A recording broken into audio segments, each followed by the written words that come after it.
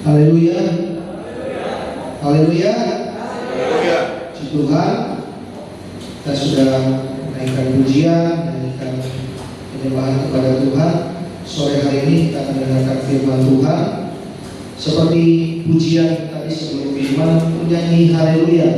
Ya Bapak Ibu Saudara yang dikasihi Tuhan, haleluya bukan cuma sekedar kata-kata ya, tapi itu pengakuan dari kita kalau kita memuji kebesaran Tuhan. Ya haleluya, terpujilah Allah, terpujilah Tuhan. Ya kita bersyukur kita masuki di bulan Desember ini, kita memperingati yang kelahiran Yesus. Ya pasti namanya kalau udah masuk Desember, suasana Natal yang sukacita Natal, ya dekorasi Natal, hadiah Natal dan sebagainya menjadi ekspresi kita sebagai umat Tuhan yang percaya kepada Tuhan, ya bersukacita karena kelahiran Tuhan, ya kelahiran Yesus. Tapi banyak sekarang yang sudah salah melihat esensi dari Natal. Ya mereka di luar sana banyak orang yang melihat Natal itu ya pohon Natal, melihat Natal itu ya hadiah Natal, lihat Natal itu dekorasi Natal, ya lihat Natal itu baju baru, ya barang baru, semua serba baru, ya karena Natal identik dengan semua hal yang baru, ya dekorasi dengan euforianya, ya sampai saat ini pun kalau kita mendengar Natal, bahkan orang yang mungkin tidak mengenal Kristus pun, ya mereka hanya tahu Natal itu acaranya umat Kristen. Ya ada libur Natal, ya sukacita Natal, senang-senang, happy karena Natal. Ya, tapi kita melihat lebih daripada itu, Bapak Ibu Saudara. Bukannya tidak boleh kita bersukacita dengan dekorasi Natal, hadiah Natal, dan semua yang baru. Ya, tapi ada yang lebih besar sukacita yang harus kita rayakan, yaitu kelahiran Yesus. Itu sukacita yang paling besar.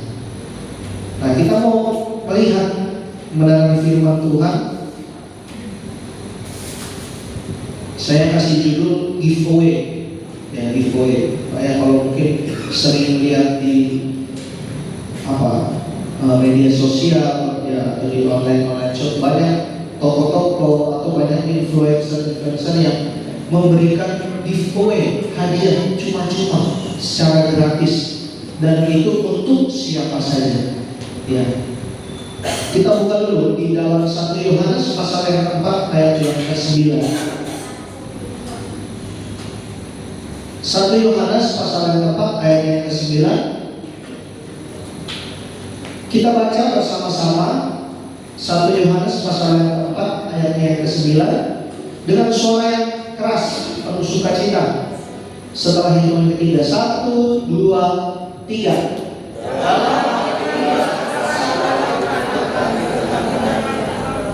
Yaitu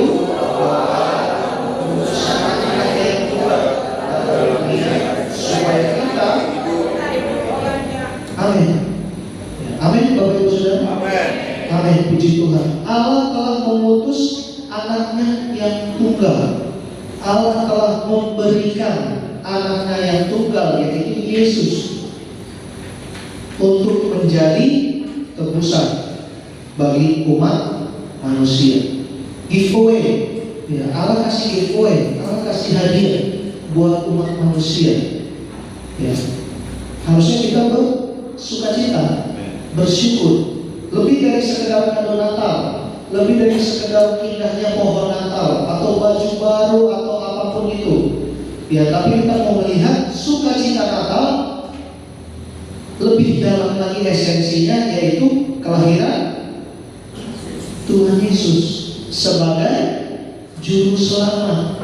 Ya, Bapak Ibu Saudara, kita manusia berdosa. Ya, harusnya kita bersyukur dan kita bersukacita kalau ada yang lahir untuk kita menebus dosa kita. Ya, ada mungkin dari sekolah minggu sering diceritakan bagaimana kisah orang Majus, ya Bapak Ibu Saudara, kisah orang Majus. Kita buka lagi di dalam Matius pasal yang kedua, ayatnya yang pertama. Sesudah Yesus dilahirkan di Bethlehem di tanah Yudea pada zaman Raja Herodes, datanglah orang-orang Majus dari timur Yerusalem dan bertanya-tanya. Orang Majus, Bapak Ibu Saudara, orang Majus ini bukan sembarangan orang. Ya, orang Majus ini mereka orang-orang yang pandai. Mereka orang-orang yang ahli dalam bidang astronomi atau membaca bintang-bintang. Ya, membaca bintang-bintang, dan dia juga jago filsafat. Ya.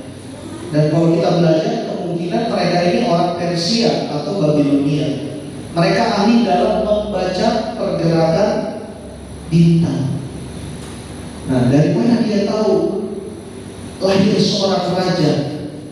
Mereka membaca pergerakan bintang. Mereka membaca pergerakan bintang karena kelahiran seorang raja yang pada waktu itu dalam pelajaran mereka membaca bintang-bintang. Ada satu bintang yang unik, ada satu bintang yang berbeda dari yang lainnya ketika seorang raja itu lahir. Dan ketika Yesus lahir, keluarlah ini bintang. Nah, bintang ini muncul, dan kemudian disitulah orang Majus tahu bahwa ada raja yang baru lahir. Ada raja yang baru lahir di dunia. Dan di ayat yang kedua, ya di ayat yang kedua kalau kita perhatikan, di manakah dia raja orang Yahudi yang baru dilahirkan itu? Kami telah melihat bintangnya di timur dan kami datang untuk menyembah dia. Kita belajar dari orang Majus. Ketika mereka mengetahui bahwa Yesus itu telah lahir, Yesus itu ada di dunia, apa yang mereka lakukan? Mereka datang dari timur untuk menyembah dia. Mereka cari mana itu Yesus. Mereka mau datang dan mereka mau menyembah. Itu yang seharusnya kita lakukan di hari Natal. Ya, kita tahu Yesus telah lahir, kita tahu Yesus telah hadir di dunia ini. Seharusnya kita pergi mencari dia dan menyembah dia. Sama seperti yang orang Majus lakukan. Ketika dia tahu raja di atas skala raja telah lahir, dia datang dari timur untuk menyembah Tuhan, untuk menyembah dia, Yesus yang telah lahir. Kalau kita perhatikan lagi di ayatnya yang ke-11, ya ke-11, maka masuklah mereka ke dalam rumah itu dan melihat anak itu bersama Maria ibunya, lalu sujud menyembah dia. Mereka pun membuka tempat harta bendanya dan mempersembahkan persembahan kepadanya, yaitu emas, kemenyan, dan mur. Ya, jangan salah informasi Bapak Ibu Saudara. Ya, Yesus benar lahir di kandang. Ya, tapi waktu kejadian ini, perjalanan dari orang Majus ini kan dari dia melihat tanda bintang, ya sampai dia bertemu dengan Yesus itu kan memakan waktu yang lama, panjang, berbulan-bulan, mungkin ya, berbulan-bulan, sehingga Yesus tidak lagi balik seorang bayi yang baru lahir di atas palungan. Makanya di ayat yang ke-11, maka masuklah mereka ke rumah itu. Jadi sudah bukan di kandang lagi, tapi sudah di rumah. Ya, jadi Yesus itu bukan lagi seorang bayi yang baru lahir, masih oek-oek, tapi mungkin sudah berapa bulan usianya. Ya. Bahkan diperkirakan umurnya ya di bawah 2 tahun. Karena pada waktu itu kalau kita baca, Raja Herodes kan marah. Dia mau membunuh Yesus, makanya diperintahkan untuk membunuh semua anak laki-laki di bawah umur 2 tahun. Nah, itu informasi atau jangan salah pikir. Mungkin banyak yang diperdebatkan hanya masalah seperti ini. Tapi yang penting kita tahu, ya orang Majus datang kepada Yesus, dia mencari. Ketika dia tahu Yesus hadir di dunia, lahir di dunia, dia datang mencari. dan tujuan dia datang untuk menyembah. Setelah dia temukan, setelah dia datang, dia mempersembahkan persembahan yang tadi dikatakan di ayat ke-11, emas, kemenyan, dan pun. Ya, itu yang mereka persembahkan. Menyembah, ya kalau kita lihat kata menyembah itu kita memberi hormat atau bentuk pengakuan kita bahwa ada sesuatu yang jauh lebih besar dari kita, sesuatu yang lebih berkuasa atau layak disembah, layak dipuji, layak dihormati, ya diberi penghormatan. Dan penyembahan itu macam-macam, ya. Ada secara lisan, kita menyanyi tadi, itu secara lisan kita menyembah Tuhan. Tindakan kita mengangkat tangan, bertepuk tangan, yang melakukan hal-hal yang benar sesuai firman Tuhan. Hati dan pikiran kita itu hanya kita dan Tuhan yang tahu. Ketika kita menyembah Tuhan, fokusnya benar-benar menyembah Tuhan, atau masih berpikiran, aduh setrika di rumah lupa dimatiin, aduh air lupa dimatiin di rumah. Nah, kadang seperti itu.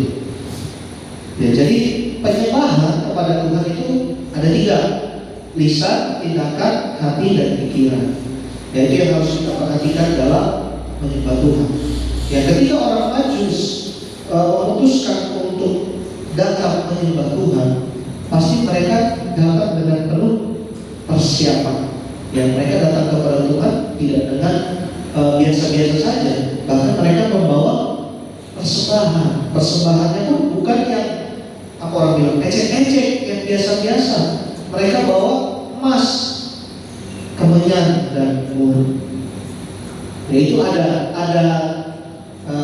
simbolnya Bapak Ibu Saudara. Nanti kita akan lihat di akhir. Yang kedua, setelah mereka mencari dengan tujuan menyembah, mereka memberi persembahan. Nah, memberi persembahan itu termasuk dalam tindakan kita menyembah Tuhan. Memberi persembahan itu termasuk dalam tindakan kita menyembah sebagai bentuk ucapan syukur, kerendahan hati, penyerahan diri, pengakuan kedaulatan Tuhan. Kalau saya boleh tambahkan satu lagi, sebagai tanda kita taat kepada Tuhan. 1 Tawarik 29 ayat yang ke-14. Segala sesuatu berasal daripadamu, dan dari milikmu sendirilah yang kami persembahkan kepadamu. Artinya gak ada yang punya kita di ini, gak ada. Semua punya Tuhan, dan kita mengembalikannya kepada Tuhan. Tidak ada yang benar-benar seutuhnya punya kita. Semua punya Tuhan. Itu firman Tuhan yang katakan, semua milik Tuhan, semua dari Tuhan. Ya, kita harus kembalikan kepada Tuhan. Ya. Apa yang bisa kita persembahkan? Yang pertama, Roma 12 ayat 1. Karena itu saudara-saudara, demi kemurahan Allah, aku menasihatkan kamu supaya kamu mempersembahkan tubuhmu sebagai persembahan yang hidup, yang kudus, dan yang berkenan kepada Allah. Itu adalah ibadahmu yang sejati. Mempersembahkan sesuatu pun itu ibadah. Ya, apalagi kita mempersembahkan tubuh kita, dikatakan ibadah yang sejati. Ya, tidak hanya secara lisan, tapi tindakannya tidak hanya tindakan, tapi tidak ada pengakuan secara lisan. Atau mungkin hanya hati dan pikiran, tapi lisan dan tindakannya tidak. Tapi di sini katakan persembahkanlah tubuhmu. Artinya secara lisan, tindakan, hati dan pikiran kita harus persembahkan semua kepada Tuhan. Itu yang dipersembahkan juga kepada dari orang Majus. Mungkin kita hanya melihat emas, kemenyan, dan mur, tapi dari dia mempunyai komitmen untuk datang mencari Tuhan, untuk sujud menyembah kepada Tuhan dan mempersembahkan persembahan kepada Tuhan. Dia mempersembahkan tubuhnya. Ya, karena persiapan yang tidak mudah. Apalagi zaman dulu belum ada bis, belum ada kereta, belum ada pesawat. Mereka mungkin naik unta, jalan kaki, yang melewati padang gurun. Itu butuh persiapan yang matang. Apalagi mereka membawa persembahan yang berharga, persembahan yang bernilai kepada Tuhan. Nah, yang kedua, Ibrani 13 ayat 15. Sebab itu marilah kita oleh Dia senantiasa mempersembahkan korban syukur kepada Allah, yaitu ucapan bibir yang memuliakan namanya. Ya, tadi tidak hanya tindakan, tetapi ada pengakuan atau ucapan dari bibir. Kalau kita mengasihi, kalau kita menghormati, kalau kita bersukacita, kalau kita mengakui ya bahwa Yesus itu adalah Tuhan, harus ada pengakuan dari bibir kita. Sebab apa Mazmur katakan dalam Mazmur 50 ayat 23, siapa yang mempersembahkan korban syukur sebagai korban, ia memuliakan aku. Jadi kalau di gereja ketika lagi penyembahan, jangan berdiam diri Bapak Ibu Saudara. Jangan, mau ngomong apa ya? Kalau kita sudah menerima kebaikan Tuhan, ya, kalau kita sudah menikmati berkat Tuhan, nggak usah diajarin ngomong apa, pasti akan keluar sendiri ungkapan atau ekspresi rasa bersyukur, rasa berterima kasih kepada Tuhan. Yaitu makanya firman Tuhan katakan, yang mempersembahkan syukur, yang puji-pujian, penyembahan sebagai korban, ia memuliakan aku. Nah, kita belajar ya Bapak Ibu Saudara. Mungkin ada yang malu-malu ya dia di kiri di kanan ya. Tapi kita ini berkata-kata atau mengucap syukur kepada Tuhan. Karena kalau kita menerima kebaikan dari orang lain saja, kita bisa aduh terima kasih, bahkan dipuji-puji lagi yang memberi ya. Tapi ketika Tuhan yang memberi, masa tidak ada satu kata pun dari mulut kita keluar memuji Tuhan ya. Harusnya kita lebih lagi memuji Tuhan ya, karena ya apa ya kita punya di dunia ini semua ya Tuhan yang berikan ya. Jadi kita belajar sama-sama ada pujian syukur dari mulut kita ya, karena Tuhan bilang yang memuji Tuhan sebagai bentuk ucapan syukur sebagai korban, ia memuliakan aku. Yang berikut, kualitas lebih penting dari jumlah persembahan. Jumlah persembahan bukan bicara soal uang juga. Seberapa banyak kita ke gereja, seberapa banyak kita melayani, seberapa banyak kita menolong, ya itu tidak sebanding dengan kualitas. Ya, karena banyak kalau melihat orang baik selain orang Kristen banyak yang melakukan hal-hal baik, tapi mereka tidak percaya kepada Yesus. Ya itu sia-sia perbuatan baik mereka, juga tidak dilihat Tuhan.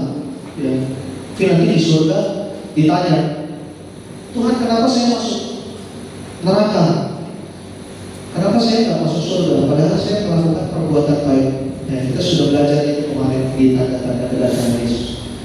Ya Tuhan buka buku kita kehidupan, buku perbuatan baik dan jahat.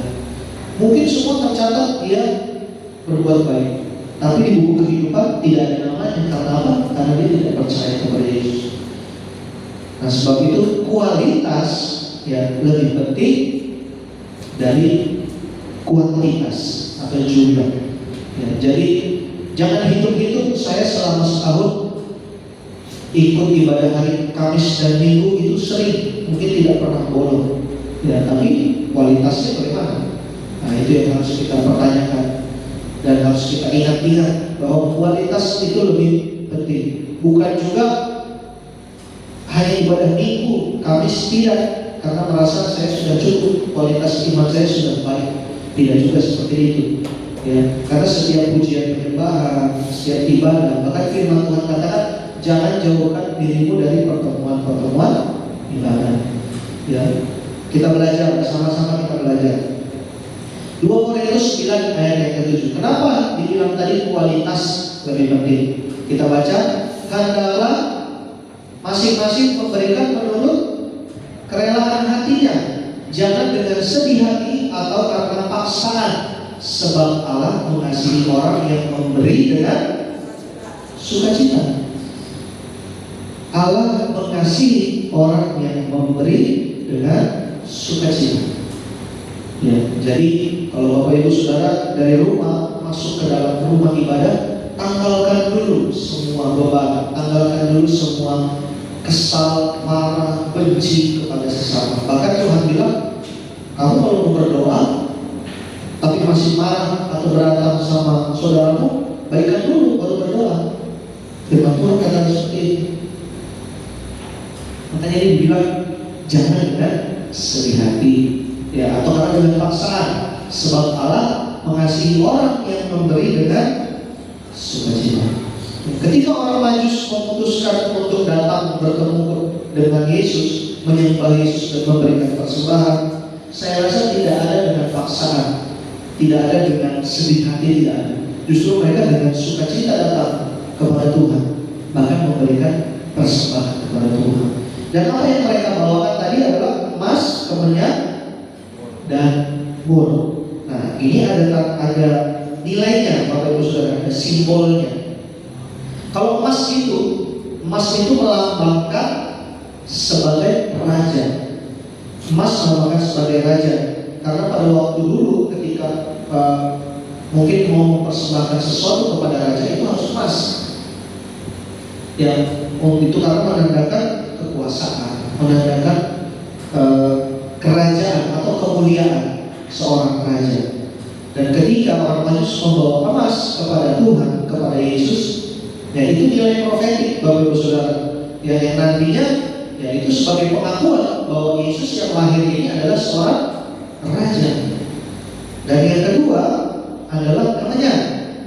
Kemenyan ini dupa yang dibakar di dalam bait Allah oleh para imam. Ya, seperti yang kita tahu dalam perjanjian lama ada bait Allah, dan yang boleh masuk ke dalam bait Allah itu hanya imam besar yang boleh membakar dupa. Yang di sini membakar dupa dalam perjanjian lama itu gambaran sebagai melambangkan doa. Ya, dupa yang berbau harum, yaitu doa. Dan yang bisa membakar dupa itu di dalam bait Allah itu hanya imam. Dan kemenyan, ya tadi yang diberikan orang Majus itu juga melambangkan bahwa atau mengakui Yesus itulah imam besar, agung. Ya, jadi Yesus sebagai raja, Yesus sebagai imam. Yang ketiga, mur. Mur ini getah beraroma yang digunakan sebagai rempah-rempah untuk jenazah. Rempah-rempah ya, yang digunakan untuk jenazah. Ini merujuk bicara soal penderitaan, kematian, dan penguburan dan penebusan. Dan ini juga melambangkan bahwa Yesus yang nantinya sebagai manusia itu akan menderita dan mati sebagai juru selamat. Jadi 3 persembahan yang dibawa orang Majus ini bukan sembarang persembahan, ya. Walaupun kalau kita melihat mungkin film-film di zaman dulu ya, orang-orang yang berkelana atau orang-orang yang mungkin menaiki unta atau keledai, nggak mungkin mereka bawa barang banyak-banyak. Ya, mereka membawa barang-barang yang perlu. Ya, mungkin ya seperti ini, barang-barang yang emas, menyangkut untuk persediaan mereka, untuk mereka mungkin masuk dari satu kota ke kota yang lain, mereka harus mempersiapkan emas dan segala macamnya. Dan kita belajar, Bapak Ibu Saudara, seperti orang Majus sekali lagi, ketika kita mengetahui bahwa juru selamat kita telah lahir, harusnya kita tadi yang pertama mencari, yang kedua menyembah, yang ketiga memberikan persembahan. Ya, persembahannya tadi sudah jelas, dan kita melihat contohnya dalam Markus pasal 12 ayat 43 sampai 44. Ini juga pernah dibahas, saya bacakan. Maka dipanggilnya murid-muridnya dan berkata kepada mereka, Aku berkata kepadamu, sesungguhnya janda miskin ini memberi lebih banyak daripada semua orang yang memasukkan uang ke dalam peti persembahan, sebab mereka semua memberi dari kelimpahannya, tetapi janda ini memberi dari kekurangannya, semua yang ada padanya, yaitu seluruh nafkahnya. Dan Yesus melihat bahwa persembahan si janda ini lebih besar dari persembahan si orang kaya. Nah, kita mau melihat di sini si janda ini memberikan persembahan sebagai bentuk kasih atau ucapan syukur, sebagai tanda dia taat. Ya, dia taat kepada firman Tuhan. Sekalipun kita tidak punya apa-apa, tapi apa yang kita punya, yang kita bisa bawa, kita bisa persembahkan, kita kasih sebagai tanda kasih, sebagai tanda ucapan syukur kita kepada Tuhan, sebagai tanda juga ketaatan kita kepada Tuhan. Nah, ini yang ditujukan oleh si janda miskin ini. Makanya Yesus bilang dia memberi dari kekurangannya, semua yang ada padanya itu seluruh nafkahnya. Nah, kita belajar memberikan yang terbaik kepada Tuhan. Yang kedua, Lukas 7 ayat 37 sampai 38. Di kota itu ada seorang perempuan yang terkenal sebagai orang berdosa. Ketika perempuan itu mendengar bahwa Yesus sedang makan di rumah orang Farisi itu, datanglah ia membawa sebuah guli-guli puala berisi minyak wangi.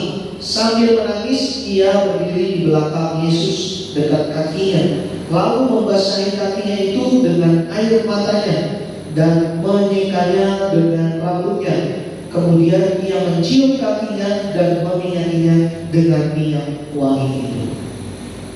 Orang berdosa, perempuan yang dikenal perempuan berdosa ini, dia membawakan minyak wangi, ya. Bahkan dia menyekanya dengan apa tadi? Rambutnya. Ya seperti, ya mungkin sekarang lah.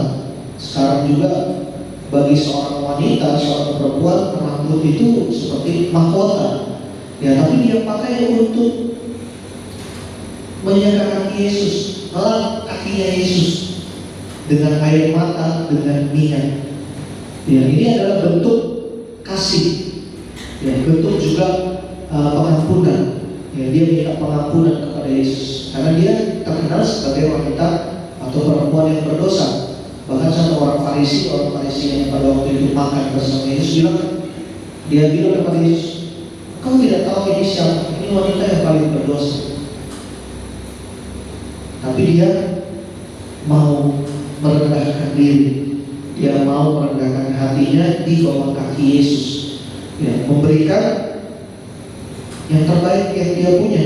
Mungkin dia nggak punya uang, tapi dia punya sesuatu yang berharga bagi seorang wanita mungkin, yaitu rambutnya. Ya, bahkan minyak wangi yang dia miliki pun dia persembahkan untuk membersihkan kaki Yesus. Dan itu bentuk kasih. Yang ketiga, Yohanes 12 ayat yang ketiga. Maka Maria mengambil setengah kapi minyak narwastu murni yang mahal harganya, lalu meminyaki kaki Yesus dan menyekanya dengan rambutnya, dan bau minyak semerbak di seluruh rumah itu. Nah, ini sebagai ucapan syukur dari seorang Maria karena saudaranya Lazarus telah dibangkitkan. Ya, tapi kalau kita baca di ayat selanjutnya, Yudas Iskariot sebagai bendahara dan antara murid-murid Yesus pada waktu itu, dia bilang, ya mendingan uangnya dipakai buat yang lain aja lah, katanya. Karena harga minyak wangi murni ini kalau kita baca itu 300 dinar. Satu tahun ada 360 hari. Satu hari digaji 1 dinar upah pekerja pada waktu itu. Jadi kalau minyaknya seharga 300 dinar, artinya itu gaji 1 tahun yang dikasih untuk meminyaki kaki Yesus. Tapi itu bentuk ucapan syukur dari seorang Maria. Dia mau mempersembahkan yang apa yang dia punya, yang terbaik dia kasih kepada Tuhan. Dan itulah esensi hari Natal, Bapak Ibu Saudara. Yang ketika kita datang, kita melihat atau kita tahu bahwa Yesus Raja di atas segala raja telah lahir, harusnya kita cepat-cepat seperti orang Majus mencari. Untuk apa mencari Yesus? Untuk menyembah Dia. Ya, karena kita sudah tahu dia dilahirkan, dia ada di dunia ini untuk menebus saudara dan saya. Jadi harusnya kita cepat-cepat cari Tuhan, menyembah Dia, memberikan persembahan kepada Tuhan. Ya, apa yang kita punya, talenta, karunia, semua kita persembahkan kepada Tuhan. Sebab tadi Roma 12 ayat 1 kan sudah katakan ya, mempersembahkanlah tubuhmu, itu ibadah yang sejati. Dan jangan lupa kita mempersembahkan sesuatu juga harus dengan apa tadi? Kerelaan hati. Ya, dengan hati yang rela, dengan hati yang sukacita. Ya. Karena tidak gampang, Bapak Ibu Saudara ya, ketika kita dalam kekurangan kita memberikan persembahan atau mungkin bahkan membawa korban syukur. Karena itu tidak gampang. Ya, bagi kita. Tapi kita belajar dari setiap firman Tuhan, dari setiap apa yang sudah diajarkan. Ada juga di Perjanjian Lama juga di 1 Raja-Raja 17 kalau tidak salah, ya seorang perempuan juga, seorang janda juga, dia dalam keadaan kekurangan. Ya, dia mau makan untuk sama anaknya saja kurang. Tapi Tuhan utus Nabi Elia datang minta makanan sama dia. Ya. Mungkin kalau kita yang diutus, kita pikir-pikir ya, aduh kasihan mereka aja susah makan. Tapi ada rencana dan maksud Tuhan. Ya, Tuhan mau menyatakan berkat justru ketika dia berkorban. Ya, ketika dia berkorban, dia memberikan tepung yang ada dalam tempayan ya, kepada Nabi Elia. Justru Tuhan lipat kali gandakan berkatnya. Bahkan tepung dalam tempayan itu tidak habis-habis, Bapak Ibu Saudara. Jadi sekalipun kita dalam kekurangan, jangan takut untuk berkorban, jangan takut untuk menabur, karena seperti yang banyak kita nyanyikan atau firman Tuhan juga katakan, Tuhan tidak pernah gagal, Tuhan tidak pernah lalai menepati janji-janjinya. Ya. Kita harus belajar, Bapak Ibu Saudara. Ya, kita sudah belajar juga kemarin bahwa kedatangan Tuhan sudah dekat. Ya, harus meningkatkan lagi pengiringan dan pelayanan kepada Tuhan. Dan ini adalah salah satu bentuk pelayanan dan pengiringan kita kepada Tuhan. Mencari Tuhan, menyembah Dia, memberikan persembahan atau memberikan yang terbaik kepada Tuhan. Sebagai gereja Tuhan, sebagai umat-umat Tuhan, kita harus bisa, ya, karena tidak ada yang mustahil dari Tuhan. Amin. Kalau manusia banyak mustahil, Bapak Ibu Saudara. Tapi kalau sama Tuhan tidak ada yang mustahil.